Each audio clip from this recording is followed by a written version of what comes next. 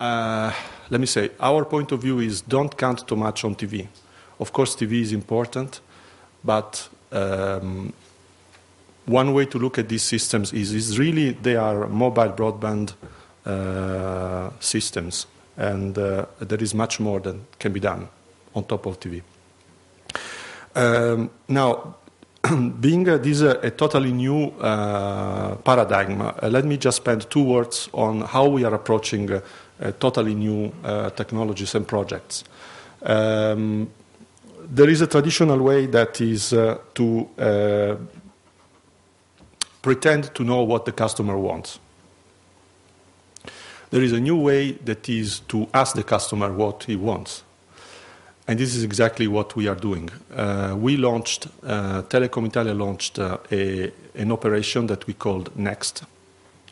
It's actually, physically it's a portal, it's a web portal, is the portal of innovators, where we talk to and engage with our customers as well, people who are not our customers at all.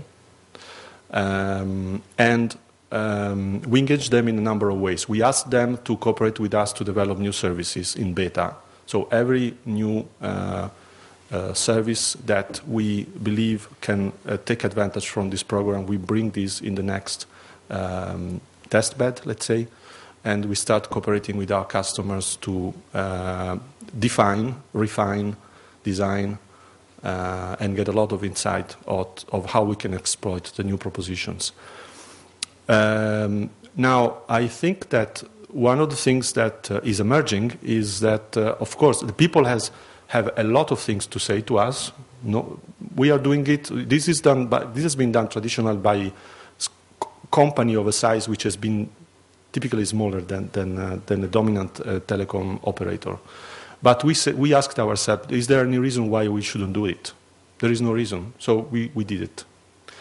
And it's a totally fresh way to approach our customers. It will develop into a way to talk to companies through even very small companies, through what we will call a developer program. So there will be a very simple way to build new services and applications with us. And this is a very new program. We have officially announced this really a few months ago with no advertising at all, just word of mouth, and it's growing very interestingly. It's a very interesting operation. So I'm very happy that I am involved in this and responsible for part of it. I think that, so coming closer to, what is the market? What is that we can offer to customers? The customers are really getting now starting to get the advantage of the broadband world. And broadband will become absolutely pervasive in all aspects of our life. Actually, our new, let's say, a summary of our new company mission is that we want to put the network at the center of the life of the individuals, of the companies, and to some extent of the government as well, to the extent that we can help in this process. Now, the consumer market is booming in a number of aspects. Both fixed broadband access and mobile broadband is growing at incredibly high rates. There were, and in a way that is a healthy one. So, just to give you an example, you probably know, all of you are familiar with these USB UMTS modem dongles, which are becoming very popular. We like this market for a number of reasons. One of it is that this is an additional market. It's not substituting the handset. It's actually a second line. Samsung is a third line. And the market is incremental to the existing one. So these type of models are showing that people are embracing, are starting to embrace in a massive way what mobile broadband is. When we move a little bit further into the future and talking specifically about vehicles, from the broadband standpoint, vehicles are like a virgin land. They are like the stone era. I can have the most advanced communication device in my car, but why I can still run out of gas? Because I know exactly where the gas stations are, but I can still run out of gas. I should know that I should look at the gas tank indicator and look for a gas station. Okay, I can do it.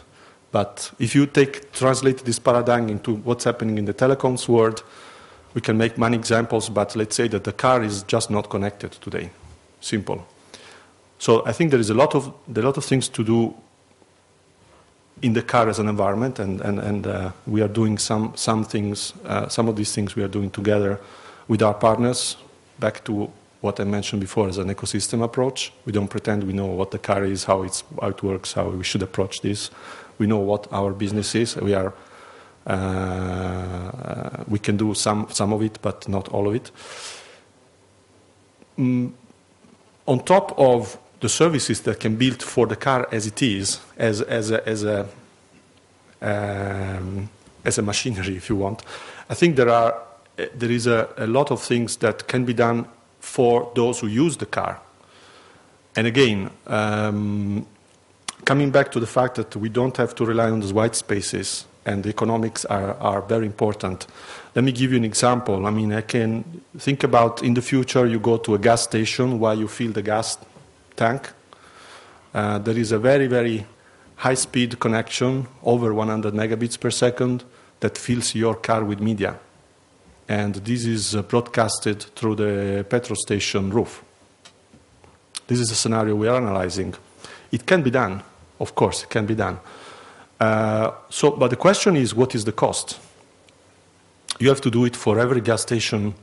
Otherwise, people won't understand why they can, they fill their tank, and in that gas station they have the petrol, but they don't have the media. So there are many ways to do the same thing today. There is fortunately or unfortunately, technologies are not a barrier anymore. In principle, it's possible to do it. The problem is whether this makes sense in reality for a real market, not for a test, not for a beta, and in large scale. Now, if you take this example and bring it into the scenario what a mobile European coverage satellite can do, then you can realize that your park is parked most of the time.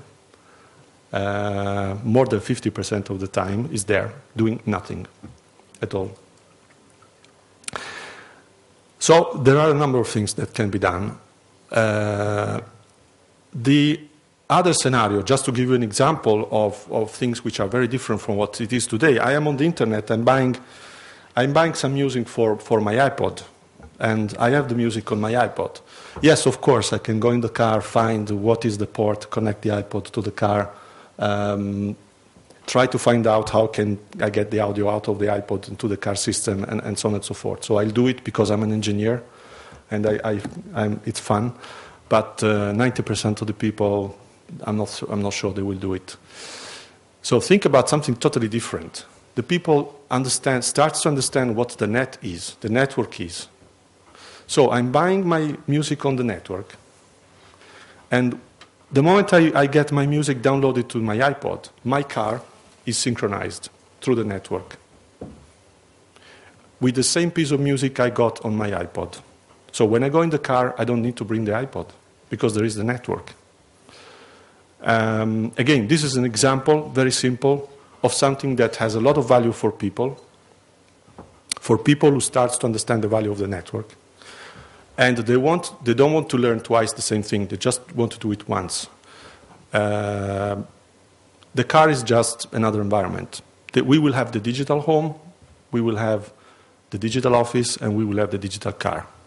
So I think that a lot of people is working on the digital home.